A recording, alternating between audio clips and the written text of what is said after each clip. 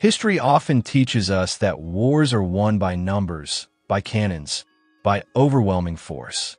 But every so often, a battlefield appears where logic collapses, where intelligence humiliates power, and preparation humiliates arrogance. In the summer of 1480, on a sun-scorched island at the edge of Europe, such a moment arrived. 500 men stood behind ancient stone walls, staring down an army so vast it seemed to swallow the horizon itself. What followed was not merely a siege, but a lesson in how physics, fear, and human ingenuity can turn certain defeat into legend. In the blistering heat of July 1480, barely 500 armored knights faced an Ottoman force that may have numbered 70,000 strong. When the thunder of massive siege guns finally broke Rhodes' ancient walls, the defenders did not fall back in panic. Instead, they transformed gravity itself into a weapon, sending waves of elite Ottoman soldiers sliding helplessly to their deaths. Imagine the scene. July 27th, dawn spills across the battered walls of Rhodes. An Ottoman soldier, an elite janissary, bursts through a freshly blasted breach. His boots strike loose stone.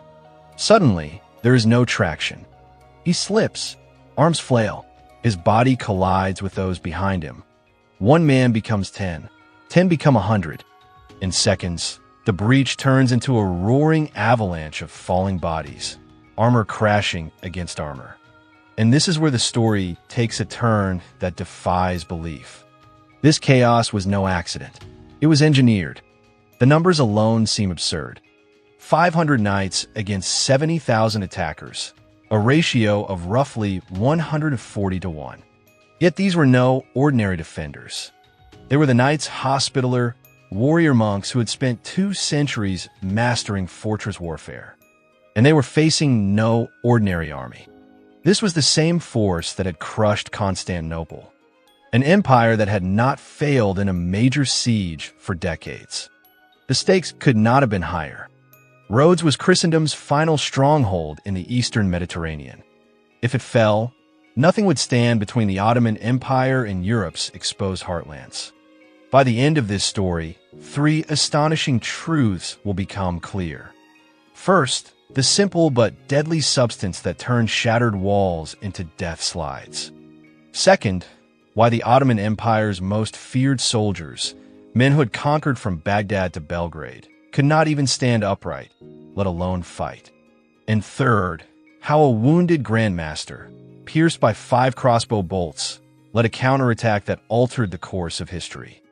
On paper, the Ottomans had everything: numbers, artillery, experience. The knights had stone walls, steel armor, and something else. Something so basic, so devastatingly effective, that when you learn what it was, it becomes almost embarrassing that professional soldiers fell for it. Quite literally. To understand how rubble became a weapon, we must rewind 30 years. 1453, Constantinople falls. The last Byzantine emperor dies on the walls as Mehmed the Conqueror enters Hagia Sophia. From that moment onward, Ottoman expansion became relentless. Serbia fell. Bosnia followed. Albania collapsed. One Christian kingdom after another vanished from the map. The message was unmistakable. The age of Christian power in the East was ending. Yet, 350 miles southwest of Constantinople, on an island shaped like a spearhead, Rhodes refused to submit. The Knights Hospitaller had ruled Rhodes since 1309, transforming it from a pirate haven into the most formidable fortress in the Mediterranean. These were not mercenaries. They were an international brotherhood, divided into longs: French, German, English, Italian, Spanish, Portuguese, Provençal, and Aragonese. Each long defended its own section of wall, creating fierce internal competition that drove innovation to extremes. No nation would be remembered as the first to break. At the center of this system stood Grand Master Pierre d'Aubusson. At 57, the French noble embodied both crusader zeal and cold strategic genius. He slept in armor during sieges. He knew every stone of Rhodes' defenses. He could calculate artillery trajectories without pen or paper. And soon, every ounce of that knowledge would be tested. Opposing him was Mizi Pasha, a man of contradictions.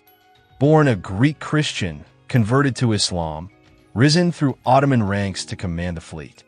Some whispered he still crossed himself in private. Others believed his conversion made him ruthless, determined to prove his loyalty beyond doubt. Fate had chosen him to lead the assault on Christianity's last eastern bastion. Rhodes mattered for three reasons. Geography. It controlled the sea route between Constantinople and Egypt. Economics. Ottoman shipping constantly faced Hospitaller raiders. Symbolism. As long as Rhodes stood, the dream of reclaiming the Holy Land survived. The fortress itself was monstrous. Multiple defensive rings. Walls 12 to 20 feet thick. Towers rising 90 feet high. The Tower of St. Nicholas guarded the harbor like a stone colossus. Yet the knights knew stone alone would not stop Ottoman cannons, the same weapons that had shattered Constantinople's 1,000-year-old defenses. So they prepared something else. In storerooms beneath the fortress, barrels of a common substance were quietly stockpiled. Ottoman spies noticed them and dismissed them as cooking supplies. That mistake would cost thousands of lives. By 1480, Sultan Mehmed II had conquered most of the eastern Mediterranean. Rhodes remained a dagger pointed at Ottoman trade. He assembled his army, between 70 and 100,000 men. Among them, 5,000 Janissaries, Christian boys taken as children, trained from birth to be the Sultan's perfect soldiers. The siege train included bombards capable of firing 600-pound stone shot. On May 23rd, the horizon darkened with sails. 160 Ottoman ships appeared like a plague, descending upon the island. Infantry veterans hardened by campaigns from Persia to Poland. Elite Janissaries, 2,500 engineers and miners. 12 massive bombards, including the legendary Basilisk, hauled by 100 oxen. Against this tide stood 500 knights. But numbers deceive. Each knight commanded squires, sergeants, crossbowmen. 2,000 professional soldiers in total. Add 3,000 civilians, merchants, sailors, even women and children trained to haul ammunition and repair walls. 5,500 defenders faced annihilation. Each man stood against 14 attackers. Then came the final preparation. Dubusin issued an unusual order. Every household was to surrender its stores of olive oil, animal fat, and tallow. Massive cauldrons appeared atop the walls. Barrels were positioned with mathematical precision. While both sides prepared for traditional siege warfare, the knights were engineering something unprecedented. The Tower of St. Nicholas became the Ottoman focus. Reduce it to rubble, storm the breach. Victory would follow, just as it had at Constantinople and Belgrade. But Rhodes was different. As bombardment loomed, the island fell silent. No negotiations, no envoys, only waiting. June's heat crushed both armies. Ottoman trenches crept forward like wooden serpents. Each night, Hospitaller raiders struck, slitting throats, burning supplies, vanishing into darkness. And then came dawn. May 24th. The basilisk was loaded. A prayer was spoken. Flame touched powder. The wall shook, and gravity prepared to kill. On May 23rd, the first Ottoman cannon spoke. And for the next 89 days, it never truly fell silent. The opening bombardment shook Rhodes to its bedrock. Nearly 1,000 cannonballs slammed into the fortress every single day. Do the math. Every 90 seconds, somewhere along the walls, a 300-pound stone sphere smashed into medieval masonry. Dust clouds rose so thick that defenders fought in a permanent artificial dusk. Sunlight became a rumor. From day 1 through day 10, the Tower of St. Nicholas absorbed the worst of it. Each impact sent violent tremors through stone that had endured centuries of war and weather. Cracks spidered outward. Mortar disintegrated. Towers groaned like wounded beasts. But something strange happened. The rubble didn't clear away. It piled up. Stone fragments, shattered blocks, broken masonry. Rather than forming clean breaches, they accumulated into rough, sloping ramps pressed against the walls. Ottoman officers saw opportunity. To them, the walls were slowly turning into staircases. The knights saw something else entirely. Beneath the ground, a second war was already underway. Ottoman miners, elite specialists, began driving tunnels toward the foundations. Their plan was ancient and brutally effective: pack the shafts with gunpowder and collapse entire sections at once. But Rhodes had its own specialists, men who had inherited the last fragments of Byzantine fire warfare. Counterminers detected vibrations using bowls of water, watching ripples dance at the faintest tremor. Then they dug interception tunnels. What followed was horror in total darkness. Underground fights were knife against knife, men suffocating in mud, choking on smoke, drowning in blood 20 feet below the surface. One Greek miner left a surviving account. "We heard them breathing before we saw their torches. Then hell came to earth beneath the earth." Above ground, life under siege developed its own grim rhythm. At dawn, bodies from night raids were collected. In the morning, women and children hauled stone to patch walls while knights slept. By afternoon, everyone prepared for the evening bombardment. At night, repairs, raids, and prayer. Each evening, the sacred icon of the Virgin of Philaremos was carried along the battlements. Soldiers swore she pointed toward where the next day's heaviest attack would fall. By day 30, the balance began to shift. The bombardment had created multiple potential breaches.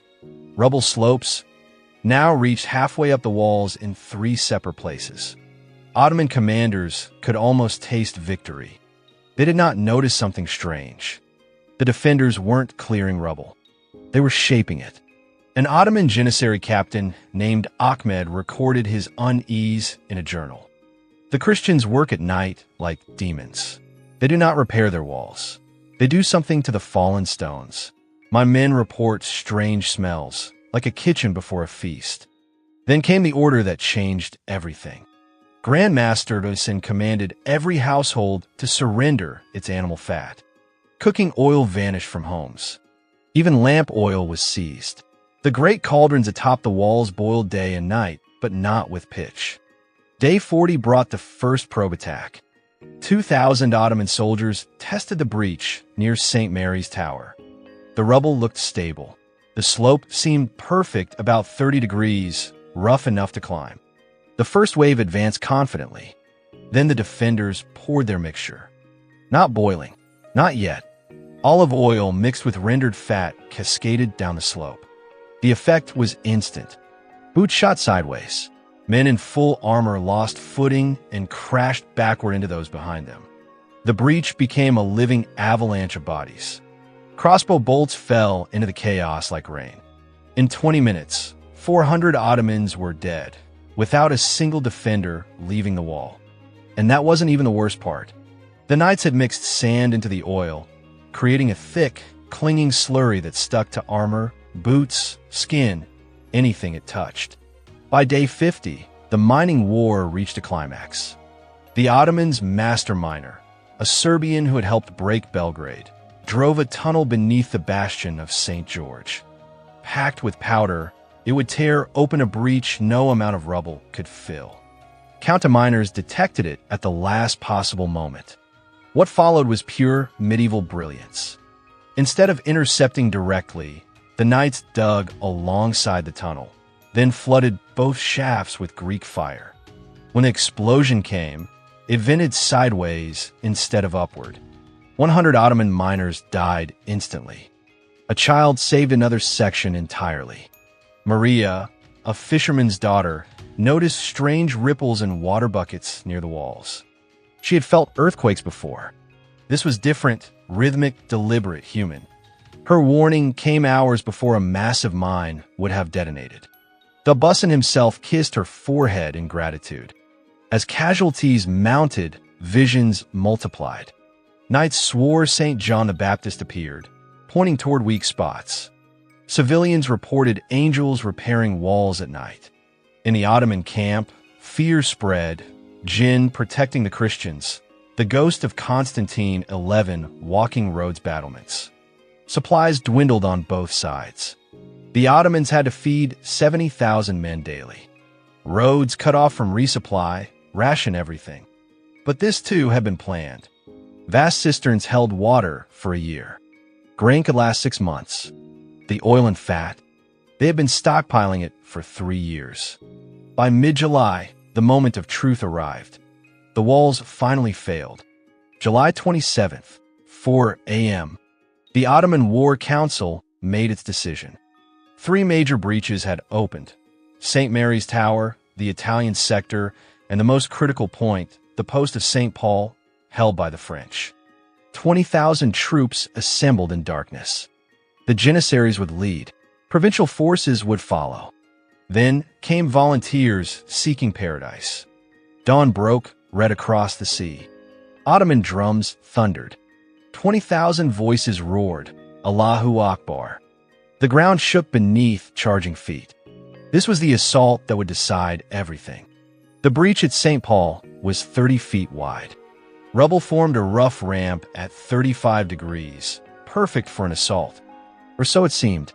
The first Janissaries hit the slope at a run, scimitars raised, the finest soldiers of the Ottoman Empire charging into history.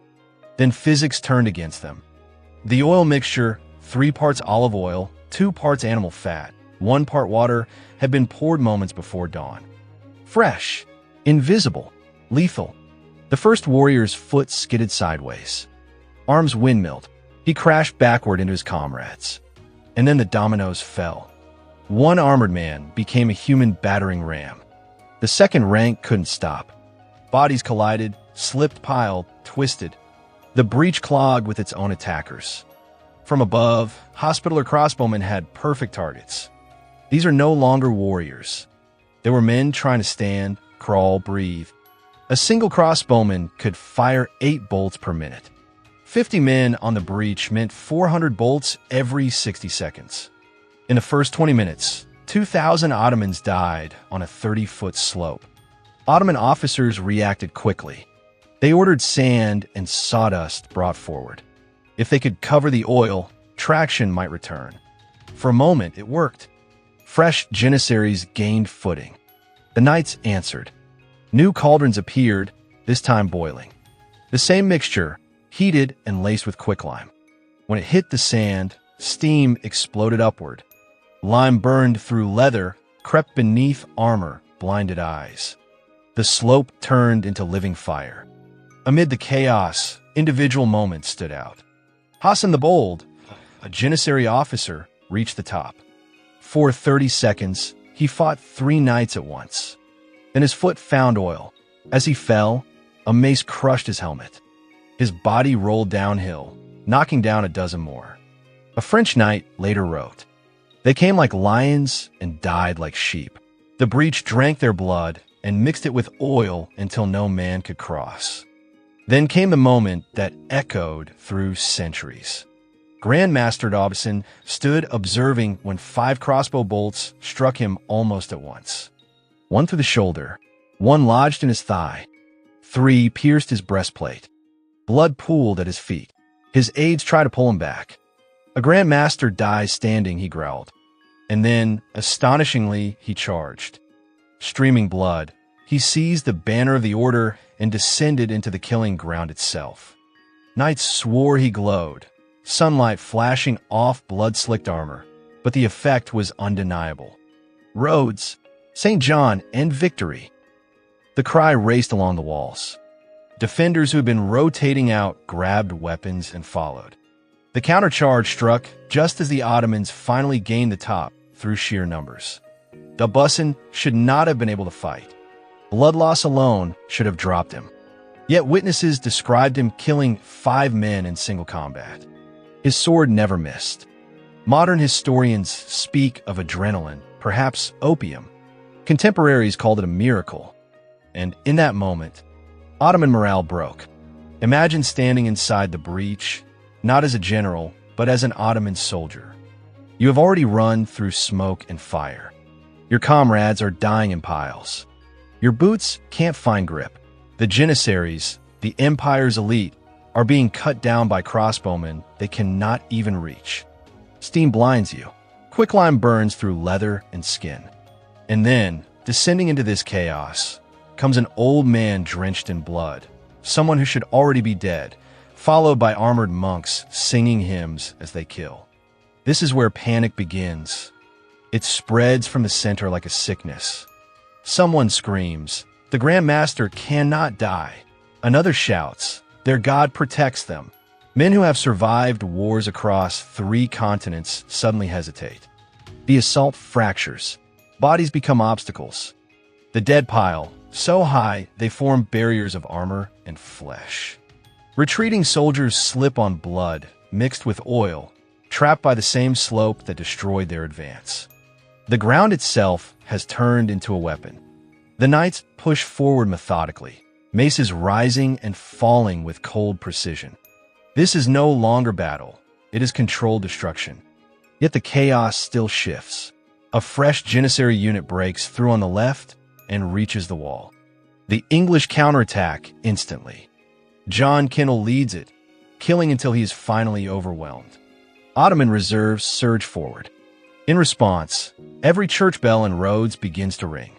That sound means total mobilization. Cooks, priests, sailors, stable boys, anyone who can carry a blade or stone rushes to the walls. The breach becomes a nightmare of sensation. Screams in many languages. Steel hammering steel. Oil, blood, steam, burning flesh, and quicklime merge into a stench so violent that hardened warriors vomit. Visibility collapses to a few steps. Men strike shadows, sometimes enemies, sometimes their own. And in that madness, one stand becomes legend. Sir Thomas Sheffield, already wounded, plants himself in a narrow choke point where only 2 attackers can pass at once. For 10 minutes, timed by cathedral bells, he holds alone. When he is found, he is dead but still standing, sword broken, surrounded by 23 Ottoman corpses. By midday, the impossible has happened. An assault that should have overwhelmed the defenders by sheer numbers has shattered, defeated by physics and psychology. But the day is not over. Fresh Ottoman troops assemble for one final push. The defenders are exhausted. Bolts are running low. Arms tremble. Wounds multiply. Then Mizi Pasha appears himself, rallying his personal guard, 2,000 fresh men held back for this moment. If anyone could take the breach, it is them. They advance. And once again, Pierre d'Aubusson appears on the walls. By all logic, he should be dead. Instead, he stands soaked in blood, raises a cross, and shouts words no one fully agrees on, but everyone remembers the effect. Every bell in Rhodes rings. Every defender who can stand appears. Women bring fresh oil. Children carry bolts. The wounded crawl into position. The city becomes a single weapon. Mizi Pasha's guards look into the breach, clogged with corpses, slick with oil, steaming like an open grave, and stop. They do not charge. Slowly, without orders, they step back. The assault ends. As the sun sets on July 27th, retreat begins as hesitation, then collapses into flight. Officers scream orders, threaten executions, but discipline is gone. Janissaries, men who have never retreated, stumble back with empty eyes. They have faced death before.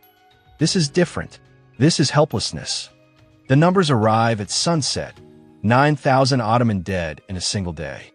At St. Paul's Post alone, bodies stack so high that the last attackers climb their own fallen. Oil and blood fuse into a paste that takes days to clear. And still, the most unbelievable fact remains. d'Aubusson survives. Bolts missed vital organs by inches. Others struck reinforced armor. Surgery is performed with wine and opium. He refuses sleep. "If I sleep, they will think me dead," he says. That same evening, bandaged and pale, he stands on the walls again. The defenders are shattered, but standing. Nearly every French knight is wounded. The English lose half their number, but they hold. That night, the Ottoman camp collapses. Desertion begins. Disease follows. More men die from sickness than from battle. On August 7th, the Ottoman War Council fractures. Officers openly rebel. "We are warriors, not mountain goats," the Janissary commander says. "Give us enemies, not oil-slick stone." 10 days later, the order is given. The fleet will sail at dawn. The withdrawal is chaotic. Supplies are abandoned. Cannons are left behind. As Ottoman sails vanish, the bells of Rhodes ring, not in alarm, but in victory. Rhodes has one time, 42 years. And in those years, Europe learns the lesson written in blood and oil on its walls. Strength means nothing when the ground itself turns against you. 500 knights did not defeat 70,000 men with magic. They defeated them by making power useless.